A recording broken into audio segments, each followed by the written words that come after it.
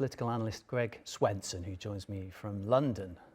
Greg, it seems like it was kind of downplayed at first, this extra day.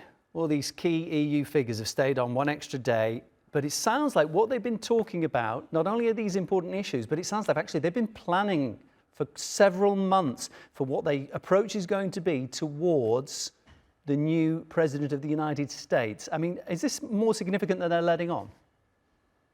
Possibly, and it sounds like it, you know, the extra day, and I think the fact that they were talking quite a bit about defense and security and how they all have to ramp up collectively to be, you know, on one hand, a unified force, and of course NATO is a big part of that, but also they all have to do their share and look after their own security. That's not to suggest at all, and I don't think it was implied that the Americans, that the U.S.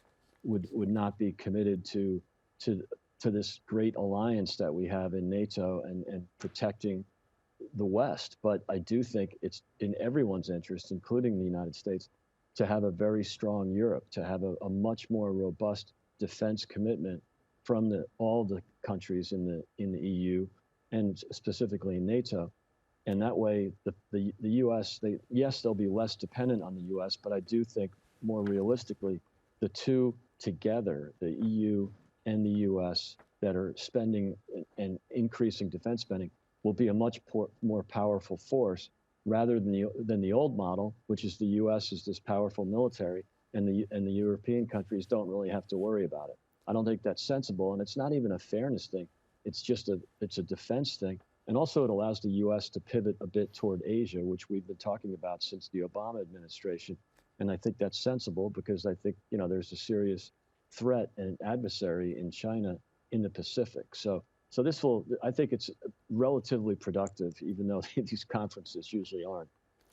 Josep Borrell came out today and he sort of picked out three key topics that were most significant for the European Union. He talked about trade wars. Donald Trump is talking about raising tariffs for imports into the United States. That'll be a concern for them.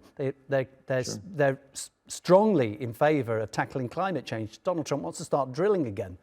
That's right. And the EU's been completely 100% behind Ukraine in the conflict with Russia. And Donald Trump's talking about the possibility of cutting the US support. He said we give far too much money to Ukraine. It seems like they're absolutely contradicting each other on those three key issues for the EU.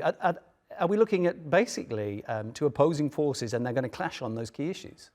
Well, I don't know if they'll clash on all of them. I mean, you're absolutely right about climate change. There's no doubt about that. That's not a priority for American voters, nor is it a priority for the Trump administration. It was, in fact, a priority for the Biden-Harris administration, and that was a real disconnect from what the voters wanted.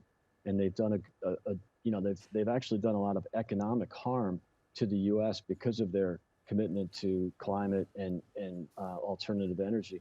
So I think that was a mistake, and this will be corrected by the Trump administration.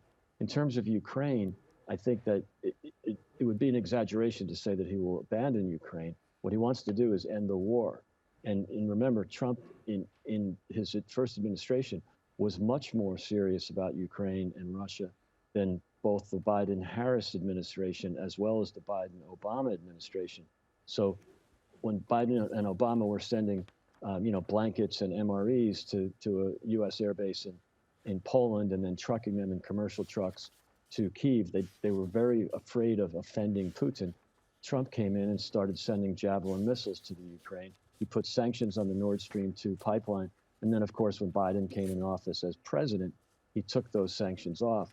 And so, look, I think that the idea that Trump will abandon Ukraine is definitely not the case. He just wants to work something out so the war ends, the killing stops. And then on the third point about collective defense, I think that's where the U.S. and the EU are on the same page. Absolutely. So agreed, not on climate. And that's going to be, something where the U.S. will look after the U.S. interests. And I think the EU would probably be sensible to cut back on some of this commitment, and look what it's doing to the economy here in the UK. So I think we definitely see some common ground on defense, and I think that's one place where I'd say this conference is they're saying the right things at the conference. I'm sure Volodymyr Zelensky will be hoping that you're right in that assessment of support for Ukraine. Appreciate it. Greg Swenson, a political analyst, my guest. Thanks for having me.